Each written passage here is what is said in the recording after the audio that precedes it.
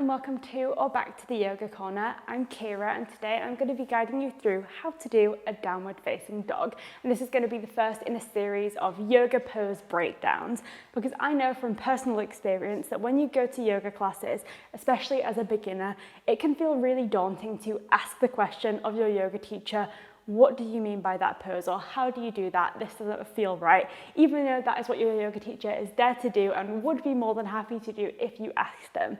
But I know that that is easier said than done, and asking a question in a room full of bendy people who look like they know exactly what they're doing can be really scary. But that of course means that you either feel like you don't want to go back to classes because you don't know what you're doing, or you go through the classes struggling and not really sure how to do poses because you just don't want to ask or didn't have time to check or properly look at the teacher whilst keeping up with the flow of the class, because I know that yoga classes can move really quickly and before you know it you're on to the next thing without having really had a chance to get to grips with the basics. So with that in mind, I'm going to be doing a series of dedicated videos where we just break down one pose per video. You might find that this is something that you don't need, and that's absolutely wonderful, but if you do feel like you would benefit from a little bit of extra tuition on particular poses, then these are the videos for you. So I thought, let's start with downward facing dog, which I feel like is the pose that everyone thinks of when it comes to yoga, and is one that you'll see in almost every single yoga class. And with that said, we're going to start on our hands and knees, not in downward facing dog, but the key thing to think about with downward facing dog is the hands, and it's easier to do that when you can actually see your hands rather than in downward dog when you're looking the other way. So without further ado, we're going to start on our hands, and we're just going to do a couple of stretches for the wrists, because especially when you're newer to yoga, the wrists can feel a little bit like you are battering them because they're not used to holding so much weight. So with that said, we're going to place the hands on the mat.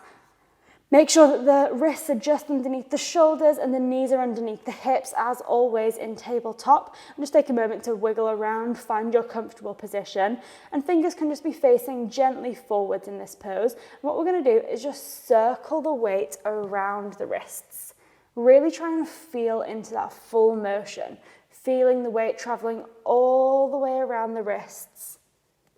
You can be moving as quickly or as slowly as you like here, but I do find that a slightly slower movement can really help you to feel that entire sensation of stretching.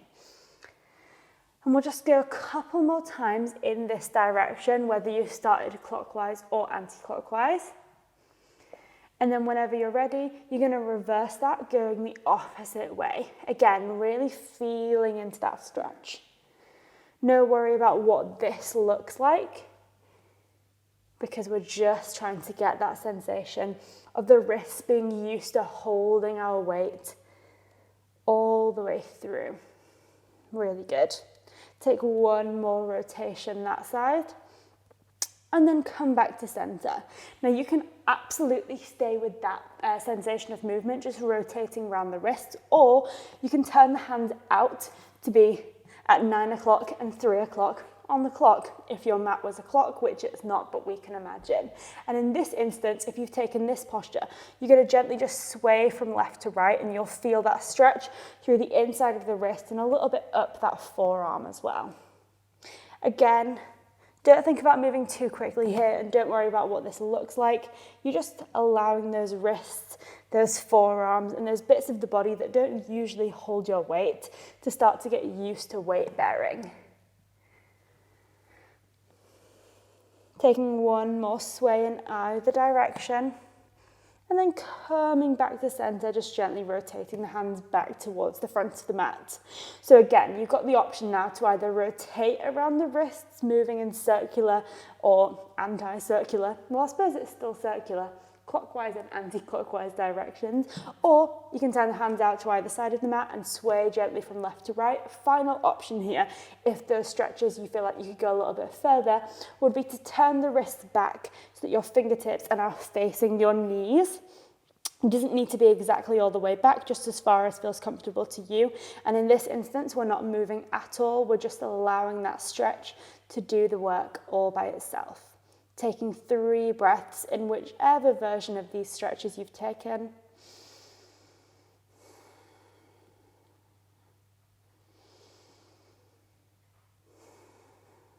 One more deep breath.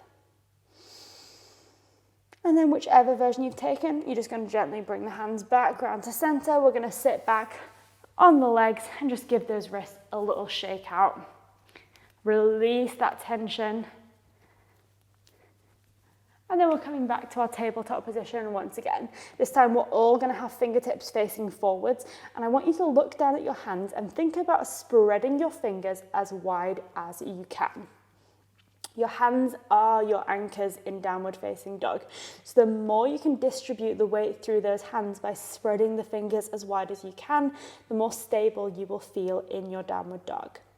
Once you've had a look at those hands, I then want you to think about pushing particularly the bases of the index finger and the thumb into the mat. For some reason, those fingers can tend to want to lift up a little bit more, so really focus your attention on pushing them downwards and using those as your guide to push down and feel that sense of stability through those fingers.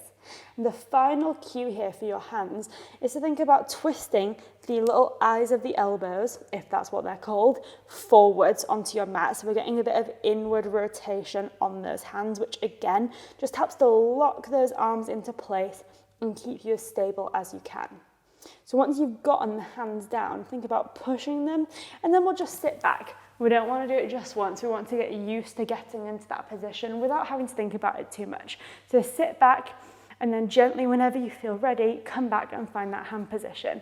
Palms meet the mat, fingers spread nice and wide. We're pushing the base of the index finger and thumb into the mat, and elbows roll forward slightly so that the front of the elbows is facing the front of the mat. Pushing downwards, inhaling. And exhale, we'll sit back on the knees one more time and we'll find that posture one final time before lifting the legs into the position as well. Okay, with an inhale, hands come down to the mat, palms spread wide. We're pushing the bases of all the fingers, but especially the index finger and thumb into the ground. And then we twist so that the eyes of the elbows just gently start to face forwards. Nice and stable through those palms. Whenever you feel that sense of stability through the palms, you're going to tuck the toes and gently and slowly, we're going to peel the hips up to the sky. I want you to think about lifting the hips as high as you can rather than worrying about what the legs are going to be doing, because the legs here are just a vessel for helping us get those hips up. So with a little inhale, we start to push through those palms and lift the hips up. Knees can absolutely stay bent, and I invite you to keep them bent even if you feel you could go further. Once you've lifted your hips all the way up, see if you can lift them a little bit higher, because often there is a little bit more space there to reach those hips all the way up to the sky. Once you've lifted those hips up, I want you to make sure that you're looking back towards the feet, because that will help to keep the spine nice and long. Now, often you'll see yoga poses shown on Instagram with people with absolutely straight legs, feet on the ground in downward facing dog. And that's fine if that feels comfortable to you, but that is not a prerequisite for this pose. You can absolutely keep your heels lifted and your knees bent, because what we really want to do here is have high hips and a long spine. And you can't do that if you're curling the back to try and keep the legs flat on the ground or the knees straight. So just think, bend the knees, lift those heels, lift the hips, and push the chest. We're going to bring the knees down to the ground, and we're going to take a moment just to think about all of that, because there's so many different cues to think about in downward dog that all become second nature once you've gotten used to doing the pose. But at first it can feel like you're trying to pull your body in a million different directions. So we'll just take a moment, maybe take a breath, stretch out those wrists if you feel like you need it. And we'll get ready to take that pose one more time. Thinking about strength through the hands, lifting the hips up, and then keeping the spine nice and elongated. We want to be kind of making a nice triangle with the body by pushing the chest in towards the thighs and lifting those hips up. So, one more time together. We're going to push the palms into the ground, spread those fingers nice and wide. Think about the hands as starfish. We're pushing the bases of the fingers into the ground. We've twisted those arms so the elbows are starting to point forwards through the eyes of the elbows. And then we're going to tuck the toes behind us and start to peel the hips nice and slowly up to the sky. Really nice. Once those hips reach the sky, look back towards your feet. Think about pushing your chest in towards the legs so your head starts to move a little bit closer towards the feet. Really nice. And then see, once you've started to push that chest in, can you maybe lift the hips a little bit higher? Thinking about feeling that elongation of the spine, which you will start to feel when you use those hands anchoring you into the ground to push your chest in towards the thighs. Remembering legs don't need to be straight, heels don't need to touch the ground here.